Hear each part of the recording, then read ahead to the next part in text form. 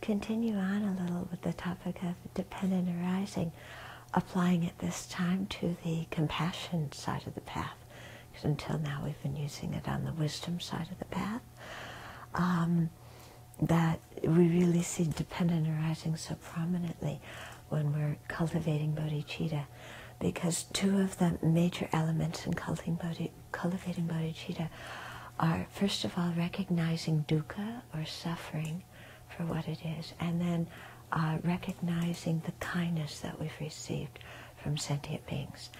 And so we have to see our own situation in samsara and want to be free of that, and then think that that is also the situation of other sentient beings and wanting them to be free of it.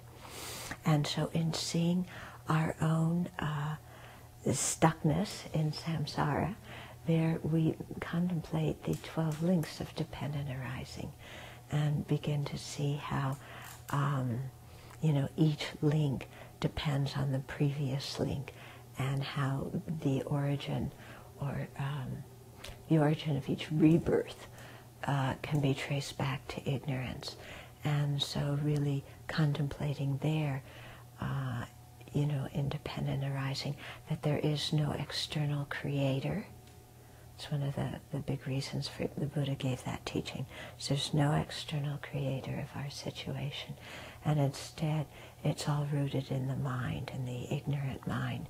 And from ignorance comes conditioned action, from which comes the consciousness that the karmic seed is placed upon. And from there comes name and form when there's conception in the womb, and so on and so forth, ending in birth. And then, of course, independence on birth. Then there's aging and death. And then in the middle of that, creating many more cycles of the 12 links. I won't go into the 12 links in depth now, but it is a meditation on dependent arising that helps us see that our unsatisfactory conditions don't happen causelessly. They don't just come out of the blue. They aren't created by other people, believe it or not. They aren't created by an external creator who has a map for how the universe is supposed to function, but really tracing the dependent arising of all of this to ignorance. Okay? And so by understanding depending arising in this context, it helps us see our own situation, and then, rather than just focusing on me, I'm in samsara, I got to get out of samsara, then we look at other sentient beings and we say, wow, there's no difference between me and them. We're all in the same boat. And compassion for ourselves is wanting us to be free of samsara. Compassion for others is wanting them to be free.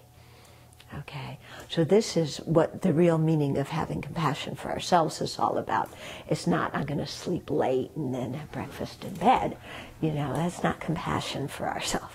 But compassion for ourselves is wanting ourselves to, get out of samsara. And then compassion for others is extending that wish to them.